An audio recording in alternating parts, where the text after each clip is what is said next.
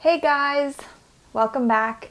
Today I'm going to be talking about why you should fall off the bandwagon and stay off. During this video, I'm going to talk about the mentality around health kicks.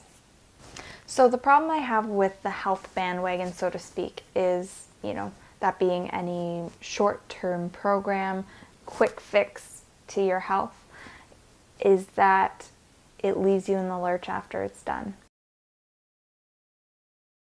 So it's usually quite restrictive and regulated while it's happening, and then once it's done, now what? They're not satisfying the needs that you have because every single person is different. So while a basic routine and regulated program might seem great because I don't have to think about it, I can just do it, at the end of it, my needs probably aren't being met. Before we get started, I'm going to get you to take a second and write down what your health goal is, or better yet, write down what health means to you. So is that a size? Is that goal at the gym? Is that maybe a way that you feel? So take a second here, pause the video, and write down what health means to you, because that is integral in figuring out where you're at mentally in your health. Okay, you've done it, or I'm assuming that you've done it. So I want you to reflect on that a little bit. What does health look like for you? For me personally, it's a feeling. It's a feeling of self-worth and feeling free, really, to live my life in a way that is going to fulfill me. Now, I know that's not immediately where our minds go to when we're talking about health, but this is where I want to break down that a little bit more. There's so much more than just size. It has to do with how you feel. And I think that can be exhibited when people go on these health kicks that are maybe a week, 2 weeks, 6 weeks, however long they are. And there's a feeling of deprivation, and there's feelings of guilt and shame around food and exercise and all of that. That automatically makes a dichotomy of being on it or being off of it. It's black and white, it's good and bad, it's healthy and unhealthy. This immediately sets us up for failure because there is no room for anything in between. And we are human. And we don't work like that. As much as we like to think we do not. So there's two things to consider here. The mental factors and physiological factors around hunger. The mental factors I will get to in a second because that's really the bulk of the video, and that's what I want to talk about the most, is the mindset behind it. But we need to make sure that the physiological factors are being met. If calories aren't being met, and if any one of the three macros are not, carbs, fats, and proteins. So at the very most basic level, those necessities need to be met in order to satisfy hunger and cravings and that drive. Now, there are many different layers of things that could be going on physiologically. That's not what I'm talking about here. That can be covered in a different video. But things like the regulation of ghrelin and leptin and cholecystokinin, which are all hormones that help to regulate hunger and the drive to eat, as well as insulin, sex hormones, thyroid hormones, those all have a huge play in reaching your health goals as well. So I'm going to assume that all of those things are covered. Now, going to the mental side of things. There's a study, and it's referencing an effect called the Last Supper effect, which I really like the name of that. Not that that matters at all in this, but in this study, they took a group of undergraduate girls.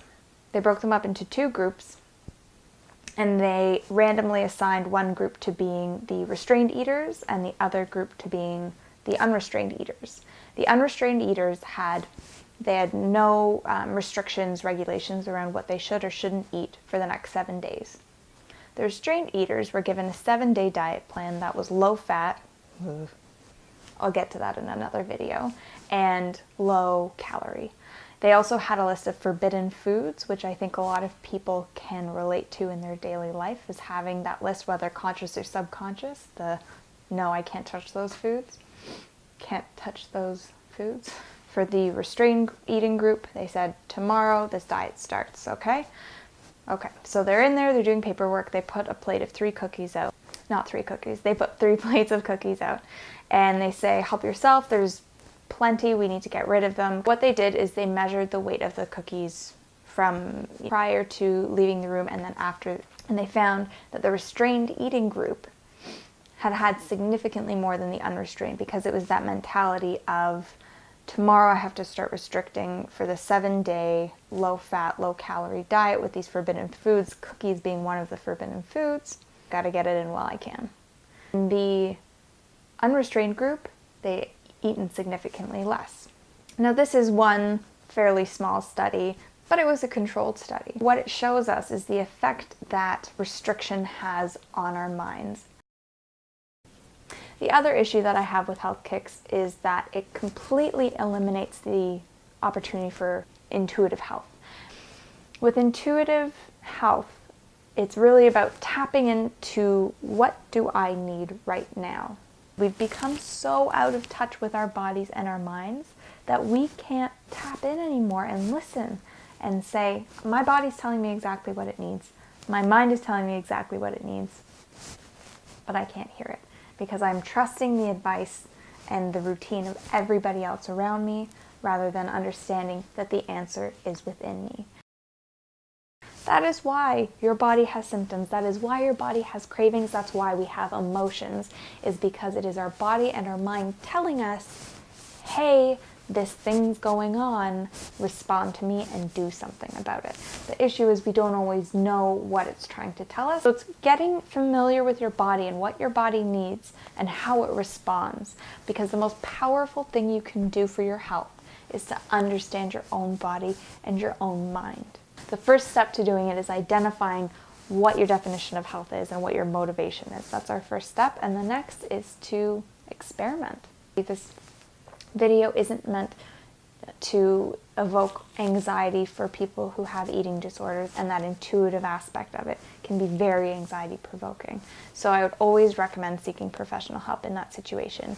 That is not you, and this is a matter of yo-yo dieting and never being fully happy and satisfied, then this is for you. What I want for every single person watching this is to create that relationship back with themselves so they understand what they need and can act on that.